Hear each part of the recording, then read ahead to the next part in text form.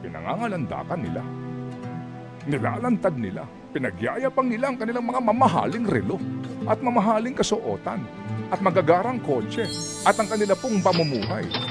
Kasi ikaw na Pilipino, tanga.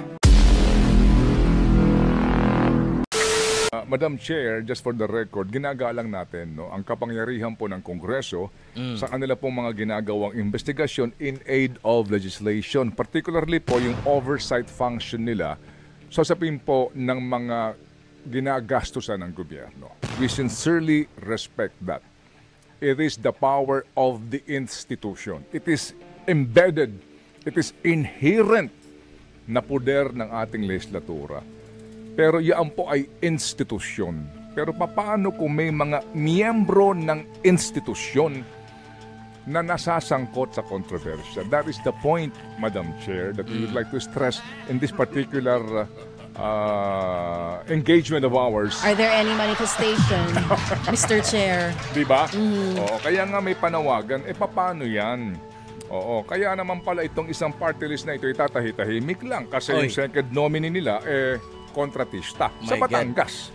At ngayon nga po, sangkot dito sa kontrobersya. Sa flood control sa isang mahabang ilog sa Batangas. At meron din pong klaro naman itong CWS, right, na party list na pinakamalaki sa mga kontratista po na pamilya sa buong Pilipinas. And sila po ay nakaupo sa Kongreso. Alam niyo yun, kaya may panawagan nga na kung maaari, wag na lang kayo para hindi kayo pagdudahan. Kasi ngayon pa lang po yung isa nagsasabi na, nakita nyo yung Ghost Project, NEP ha? NEP yan, hindi yan insertion. With all due respect, sir, ha? Ano ngayon? Hindi ba? Ano ngayon? Kung NEP? Di po ba? Ano ngayon kung NEP? Hindi nangangahulugan ng NEP, ha? Negative na. Di ho ba? I mean, with all due respect. Kung magalang po natin sinasambit lang yung ngayon. Hindi po ba? Ang galang mo naman. O di sige, ako na lang. Ano ngayon kung NEP? Sabi ni Auntie Claire. Di ba? Kung NEP, mas lalong bubusisiin pa yan ng Pangulo. Yung sinasabi ni Attorney Claire Castro. Okay. Pag NEP, alam mo na? Okay, anyway, sige. So bago si Brad Jepa, kasi kanina makatulog pa sila, baby. Napag-usapan po natin itong lifestyle check na sinasabi ni Presidente.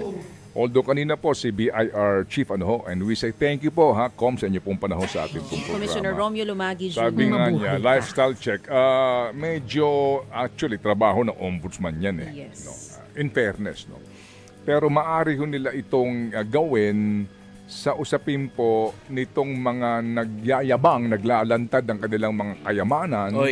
Sino yun? Ang tanong lang dyan, bayad ba yan sa buwis? Yan. Okay, sige. So, lifestyle check. Kanina nga. So, anong take mo dito, Madam Chair? Saan? Sa lifestyle check? Pinag-usapan natin kanina. Lahat nga daw kasi ng ahensya ng gobyerno, ila-lifestyle check. But we will start with DPWH. Yun yata ang utos ng Pangulo, no? Pero, again, after ng lifestyle check, anong mangyayari? Kapag nakita na meron talagang mga ari-arian na hindi tugma sa sinusweldo ng halimbawa mga contractors o halimbawa ng mga halal na opisyal ng bayan o kaya yung mga kawani ng DPWH after mag-lifestyle check, ano mangyayari? Pwede na bang kasuhan agad yon? Pwede na bang makulong agad, kagaya na nangyari sa Malaysia? Pwede na bang damputin ka agad? Yun na nga.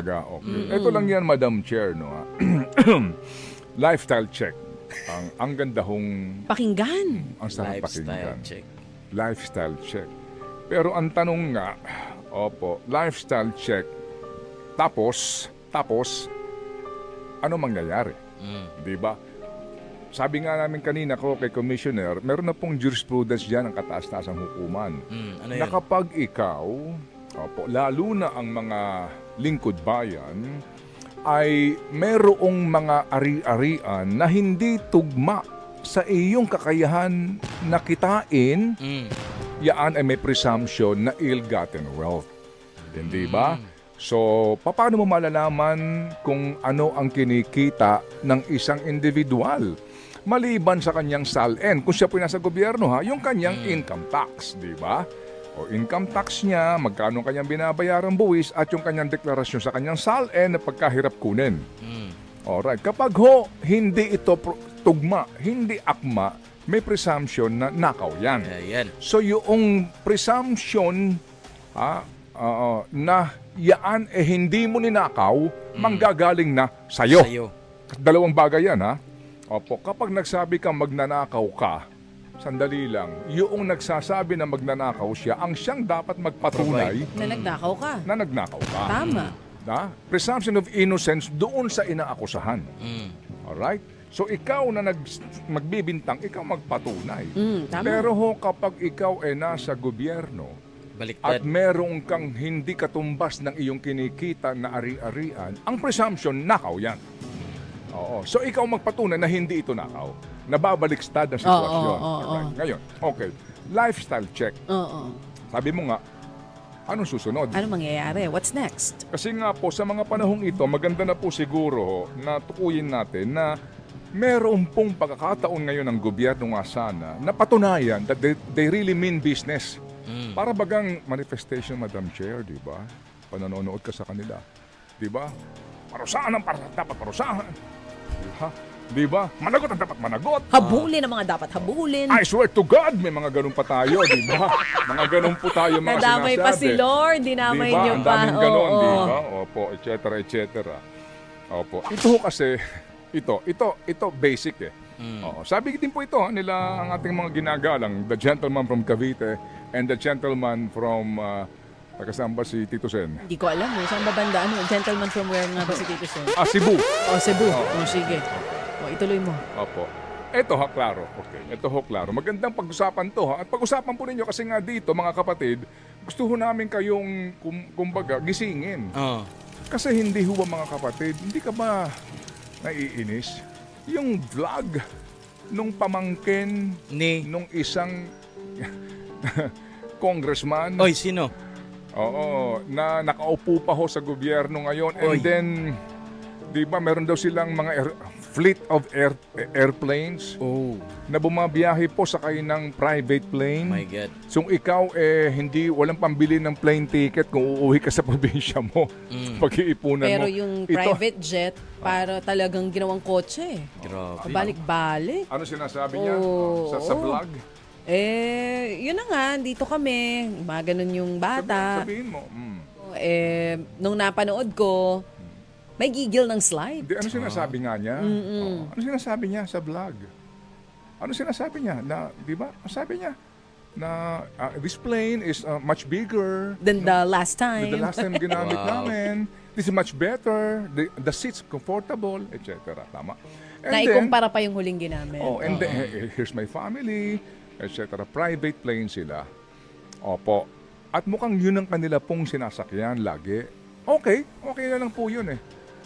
Pero meron pa siyang mga vlog ng suot niya, di ba? At sa panliliwaliw sa abroad. Kaya nga may nagtatanong, saan galing pera nyo? Hindi ba? Saan galing ang pera nyo? Saan galing ang yaman na yan? Saan galing ang yaman na yan? Kasi nga po ngayon, nalalantad na, no? Opo, na may mga deals din sila sa gobyerno. Tsaka hindi lang siya. Maging yung ibang mga influencer na may kaugnayan, no? Sa ilang mga politiko, tinatanong na rin ngayon. Opo. At maging yung isang DE nga na taga Visayas na babae. Hindi ba na naandun sila sa kasal ng mga kontratista kasama yung dating sekretary.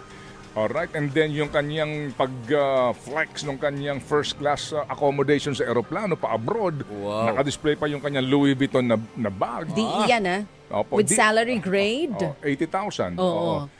Alam niyo ho yun? So para bagang tayo ho ng mga mamamayan na araw-araw po'y gumigising ng pagkaaga-aga. Basta mga mapakiramdam mo, pumapasok ka. At ang iyong pinoproblema ay yung babayaran mong bills sa mga hulugan mo at iyong gastusin. Nakakapanood ka ng ganito, di ba masakit sa kalooban? Correct. Pero ba't tayo pumapayag? Ba't natin hinahayaan lang ito? Di ba dapat kung sa ibang mga bansa ito, wala nang katapusan na street protest ito? Para hikayatin po ang resignation ng lahat ng mga taong ito na nakaupo sa pwesto. Correct. Di ba mga kapatid? Pero tayo po, para bagang okay lang. Para bang nasanay na po tayo.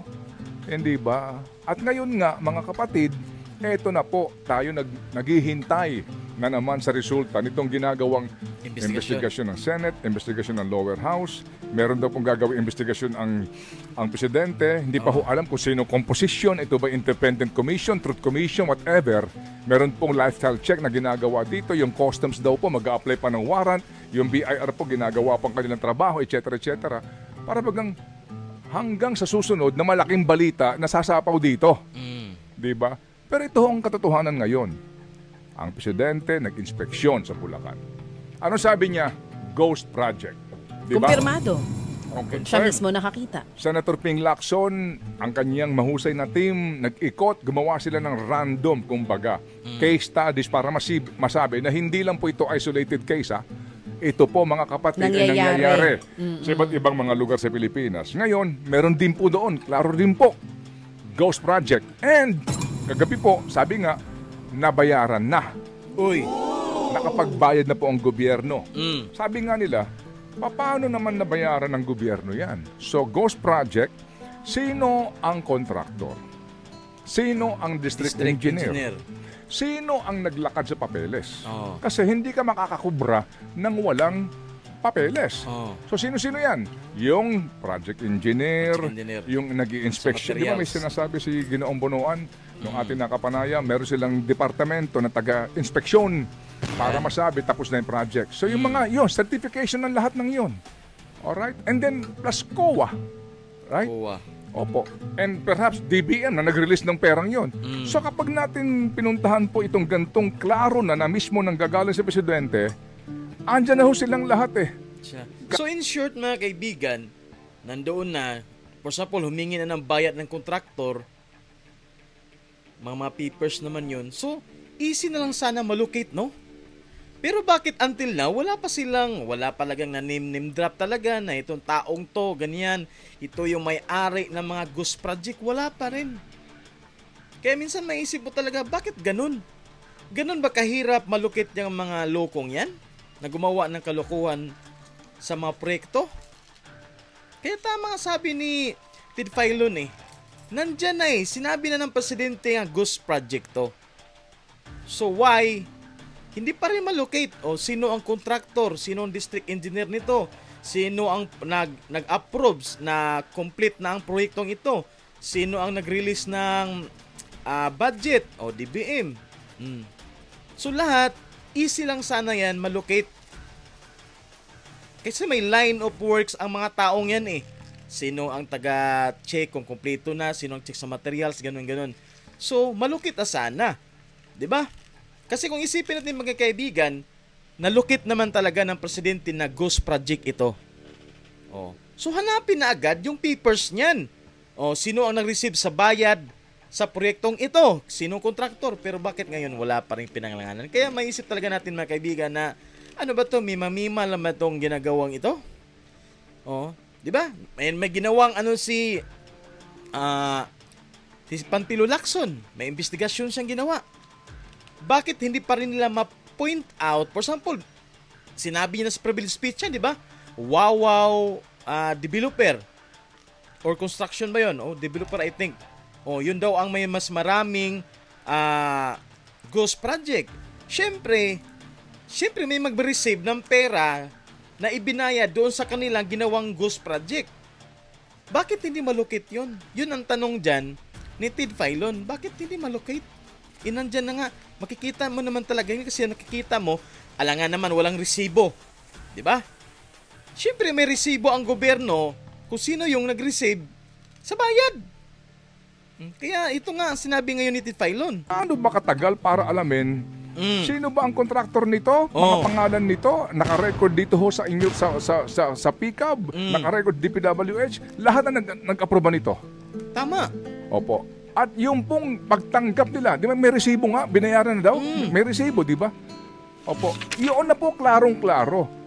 So ang tanong dito, kailan pa sila dadamputin? Yan. Kailan pa sila kakasuhan? Damputin na yan. Gaano katagal? Kasi ito ho ngayon, maghihintay ka ba ng Truth Commission? Kung naandyan na yan, maaari mo na kaagad tukuyin ngayon din mismong linggong ito. Tama. Aba, isang pa kaagad ang kaso, magkaroon talaga ng Kasi nga po sa atin, with all due respect sa atin pong lahat, ha?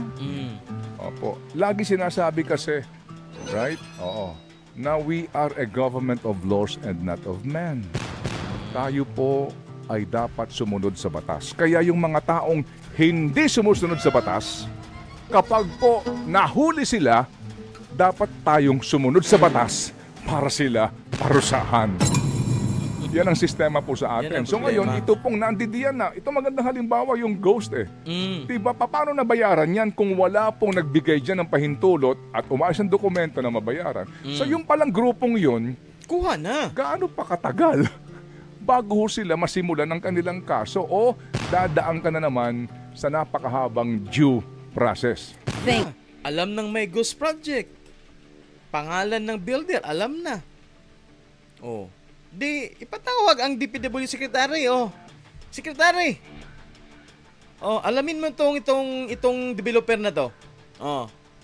Ito, sino ang district engineer nag-approve, project engineer nag-approve, sinong nag-receive ng pera sa bayad, ganyan. Malukit na sana yan kasi may mga resibo, may mga certificate yan. Pero, bakit ang tinawag, parang more on ano lang ba? More on may pasabog, ito na. May ghost project, may mananagot, pero until na wala pa rin na point out. Oo. Tapos dyan, ini-interview si Magalong. Ito na nga, marami ng mga pasabog si Mayor Magalong. O bakit pa rin wala pa rin nasa gobyerno na handang kunin ang information na alam ni Magalong. Kumbaga mag-join forces na lang ba? O for example, si Senador Panpilo, may information siya, si Magalong meron, ba't hindi sila mag-join forces lahat or ipatawag ng presidente para malukit na yung mga kurap, lalong-lalo na sa ghost project na yan. Pero wala.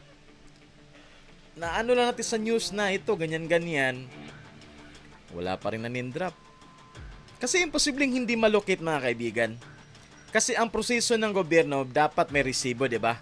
Kahit sino naman diyan, kahit private nga may resibo, 'di ba?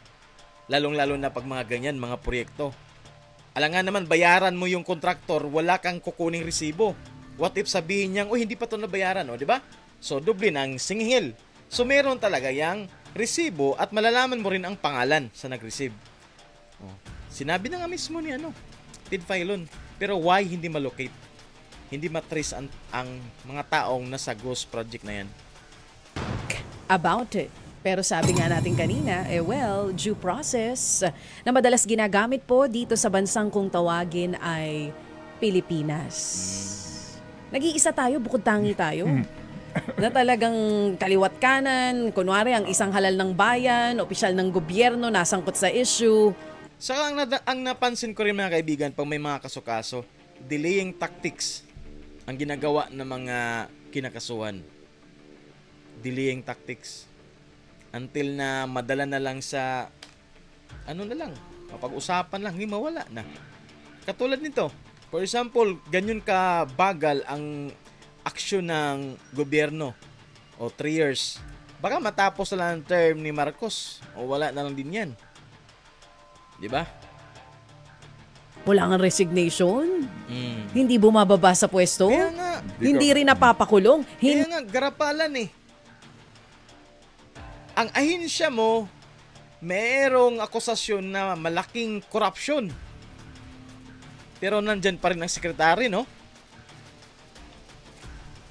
Kaya iba talaga itong mga Pilipino, mga kaibigan, no?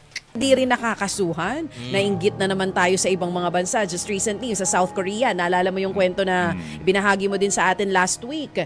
Yung tungkol doon sa asawa ng presidente ng South Korea na nakitaan po ng mamahaling kwintas. Kwintas lang yun, ha? Di ba? Pinutakti agad siya ng mga taga South Korea. Kinasuhan din. Opo. Sa Malaysia. At nakulong. Sa Malaysia, ito na lang. Nakakulong ngayon. Oo, 2022 pa ito nangyari, mga Pero sa Pilipinas, iba. Ipinagyayabang ang kanilang mga nakuha. kapatid. Asawa po ng ex-Malaysia na si Prime Minister Najib Razak hinatulan ng 10 taon hindi isa, 10 taon Sa bawat count. bawat kaso ng bribery. And graft. Graft. Kasama Opo. po yan, mga Nung kapatid. nagkaroon po ng prima facie evidence, sinalakay yung bahay niya. Ano mga nakita? Ito nga ngayon, may mga nakikita na nga tayo na pwedeng iugnay, Tama. Doon sa mga... Ano ang nakita sa kanya? Ito ang nakita lang sa kanya, gold, diamond necklace, 14 na tiaras, mga mamahaling Hermes bags. Ilang peraso ng Hermes? 272 Hermes bags. Ang iba po ay nakakahon pa. $1.6 million ng mga alahas, mga kapatid. Grabe. Nagde-deny man itong babaeng ito dun sa iniuugnay na kaso sa kanya. Pero sa bandang huli, ang kinatigan po ng korte nila doon ay ang mga mamamayan ng Malaysia. Ang kinatigan po nila doon ay yung pong matibay na Ebidensya. na nakaw ito Yes. at bunga ito ng iyong pagtanggap ng suhol para sa government contracts. Oo. Hindi pa kasama dito yung kanilang wealth fund kung saan po nakakulong ngayon ng dating Prime Minister. Ang sabi niya para siyang Pilipina. With all due respect. Nobody saw me taking the money. Yan. Nobody saw me counting the money. But it's their conclusion. And I leave it to God. My God. Wala naman nakakita sa akin, tumatanggap ako ng pera. Binibilang ko yung pera. Para bagang wala namang voucher yan Hindi po ba? Mga kapatid. Pero ngayon nga, ito nakakulong siya sa bawat count po ng katiwalian. Pero po sa atin, due process. Diba? Because we are a government of laws and not of men. Ang nakita natin, kahit na inflagrante delikto, kahit na po ipinagyayabang ang nakaw na yaman, may presumption po na nakaw yan, mali yan paglabag sa batas, pero dapat mo pa rin idaan sa batas. Because we are in a democracy. Yun ang At sa problema. ating bansa, kahit na ikaw ay mahuli sa akto, kinakailangan dumaan ka pa rin Dumaan pa rin. sa tamang proseso Kaso pa rin, ng pagpaparusa sa iyo. Bakit kaya ganun? Ganun yan. Huwag natin pong imungkahi itong mga unang mga pangyayari. Kasi ang tawag doon ay extrajudicial na mga sinasabi pong pamamaraan. Nung panahon po ng dating Pangulong Marcos, alam ko, kabisado mo ito, baka college ka nung panahong ito. At nandun ka lagi sa Mendiola. Di ba sa ano ka? Nanay ko ang college Sa La noon. Consolacion ka, di ba? Wala pa ako nun sa mundong ibabaw. Dati-rati po, mali ito mga kapatid. Pero nung panahong yon, may kung tawagin po ay Alex Bongkayo Brigade. Ang tawag sa kanila, Sparrow Unit. Nagkaroon pa ng pelikula tungkol dyan. Bagamat meron na pong nailahad naman po na supposed to be mali ang kanilang estilo. Mali. In a democratic society, in a democratic country, it is not allowed. Yung extrajudicial na pamamaraan ng pagbibigay umano ng kaparusahan. Para nung daan din po. Kaya nga, nasa dahig ngayon po si Pangulong Duterte. Yung EJK na yan Eto na. Dati-rati po kasi kapag sinasabing may corrupt na pulis, sila Binibira agad. ang alam nyo ng sila ho ang sentensyador. Sila ang executioner. Dati-rati. Sa mga korap na polis. Dati po yun. Yun po ang, yun ang takbo ng, ng storya ho nito Itong Sparrow Unit Oo. Opo. Marcos era. Yeah, opo. During martial law Marcos days. Kasi Sr. nga, era. umabuso ang marami sa militar at pulisya. Kaya po nagkaroon po ng isang gantong grupo na yung iba ng mga mamamayan, bagamat mali, nagbibigay pa ho ng suporta, kumbaga. Pero mali di ba? Nung panahong yon, mga kapatid, na yun po ang pamamaraan ng iba, pero yung nga po mali di ba? Ngayon ba, hindi po ba? Hindi naman uubra yun. Pero may mga iba ka nakakausap, ano ba pwedeng gawin sa bayan na to? Kaya nga. Hindi na tayo nadala-dala. Parang, parang pagbabalik tanaw nung Napoles, may anak din siya dati, di ba? Ganon din po ito Yung posting din dati ng mga sinasabing mararangya habang yung mga ginagancho pong mga magbubukid, nahihirapan. Anyway, so ito nga po ang ating ngayong katanungan sa inyo, sa mga nakikinig ngayon sa atin. Ikaw, ano pakiramdam mo dito? na nakikita mo, napapanood mo Mm. sa social media, hindi na po sila nahihiya. Di ba ang mga magnanakaw, dapat tinatago mo yung ninanakaw mo? Pero ito hindi eh. Pinangangalandakan nila. Nilalantad nila. Pinagyayabang nila ang kanilang mga mamahaling relo at mamahaling kasuotan at magagarang kotse at ang kanila pong pamumuhay. Kasi ikaw na Pilipino, tanga. Pumapayag ka lang, hinahayaan mo lang at tatahi-tahimik ka lang. Klarong-klaro naman talaga parang inaabuso yung ating batas, no? Dahil sa para maisip mo rin minsan na dahil sa due process na yan, yung mga mayayaman ay ginagamit ba, nag-take advantage din, no? Lalong-lalo na sa mga delaying tactics. Kasi mayaman Sabi nga kanina, kahit naaktuhan na, due process pa rin, bibigyan pa rin siya ng chance makapag-explain o ano na ipaglaban ng kanyang sarili sa korte. Kasi gano'n naman talaga dito sa ating bansa. So yun na nga mga kaibigan, Goose Project, bakit hindi pa malocate? Sino yung, for example, sinabi na nga talaga nila yung kontraktor, sino ang kontraktor? Pero bakit hindi pa rin nila iano sa media? Kung alam na nila, for example, yung sinabi ni Panfilo Lacson na Wawaw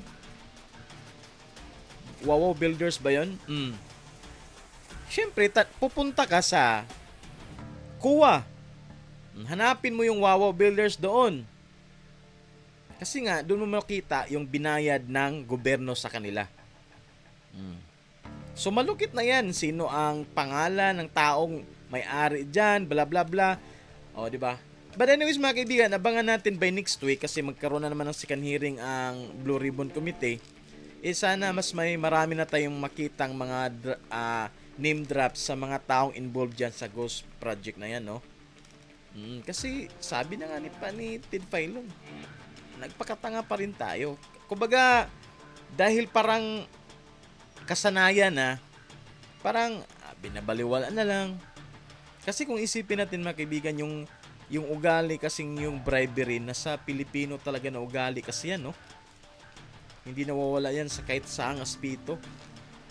Kaya tayo lang din ang nagtitiis. 'Di ba? Biruin mo yan. Ghost Project. Sino ang kontraktor?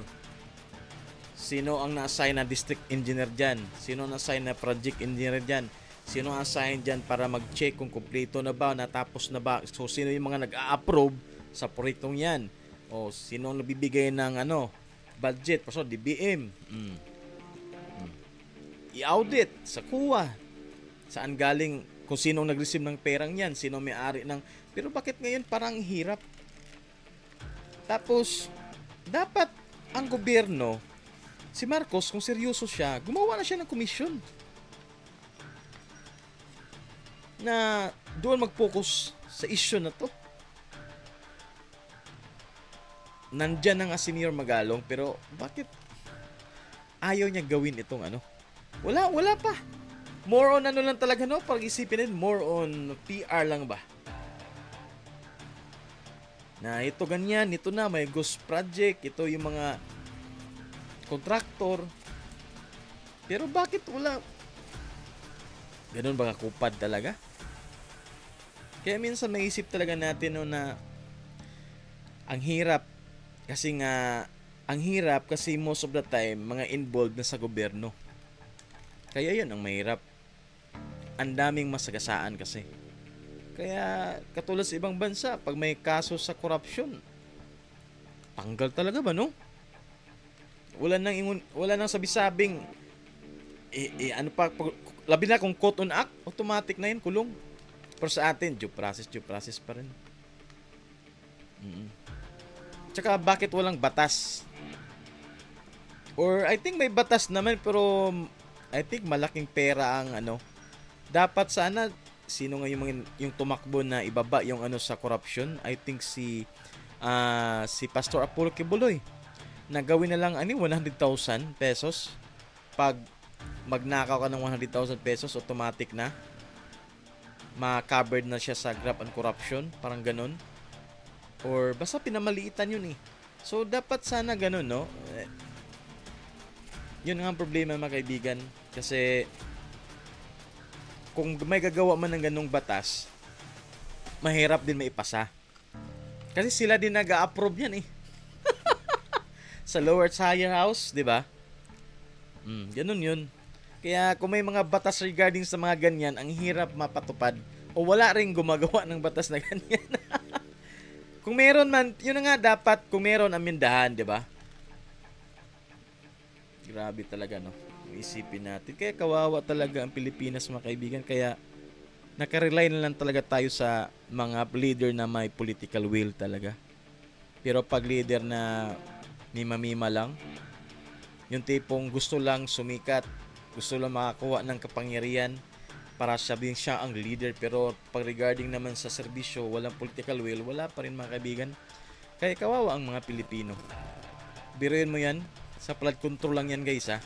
How about more sa iba pang mga palusot? Di ba? Ang laking pira niya, mga kaibigan, billions ang involved diyan. Kaya sa lahat-lahat ng mga ganyang issue, mga kaibigan, ang natatamaan pa rin yung mga nasa middle class at saka tayo na nasa pinakabababang antas ng pamumuhay dito sa Pilipinas. Kaya kawawa talaga. Kawawa. Kaya so ano yung mga comment nyo, mga kaibigan? Meron ba talagang maparusahan ang ginawa aksyon ng gobyernong ito regarding sa flood control, or hanggang darating na lang din ng time na may bago na namang issue na lalabas, matatabunan naman itong flood control issue. Di ba? Kasi isipin natin last time, di ba? Impeachment. Nawalan ng impeachment. Natabunan na ng flood control. Ano na naman kaya ang next issue na tatabo na naman ito? Di ba? Kaya minsan maisip natin, PR na lang talaga yata itong mga nangyari ngayon. Para pagdating sa seryosong aksyon, parang kulang man. Di ba? Parang kulang man. Kayo guys, nakukulangan ba kayo sa aksyon ng presidente o hindi? Paki-comment po, kayo na po ang maghusga sa ginawang aksyon ng ating presidente ngayon regarding sa issue ng flood control. Isipin natin, mga kaibigan, nasa kanya ang power, ha? Nasa kanya ang power. Kahit sino dyan pwede niyang utusan. Pwede niya ipatawag direct sa Malacanang. Pwede niyang duruin kung alam niyang may mali. Presidente siya eh. Ilang araw na. Ang laki na ang nag-blow out na ang issue sa flood control sa Magus Project. Pero nandyan pa rin ang DPWH Secretary. Hindi man lang nag-resign. Incompetent eh. 'Di ba? Kung merong mga anomalya nangyari diyan sa ahensya, ikaw ang leader, obligasyon mo yan o trabaho mo yan na resolbahin, alamin kung sino ang may ginawang mga mali dyan o anomalya.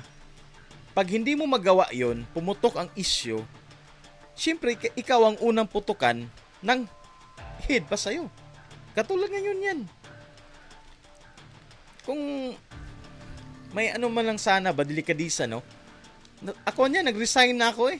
Nakakahiya yan. Nasa departamento mo, nangyari ang ganyang malaking skandal.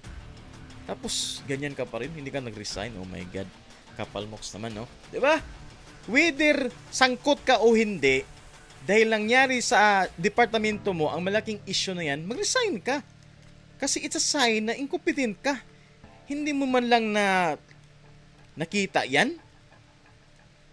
Diba? Ganun sana. So, we're hoping guys na meron mangyaring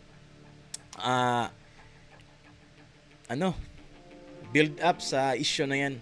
Tingnan natin kung ano pa mangyari. So, I think that's it for today, mga kaibigan. I hope nag-enjoy kayo sa ating video. Yun na nga, nakakadismaya, mga kaibigan, talaga mga ganitong issue, no? Nakakadismaya talaga. But we're hoping na maresolba pa rin, mabigyan pa rin ng hustisya ang mga Pilipino na niloloko ng mga corrupt na nasa gobyerno. Ayan po.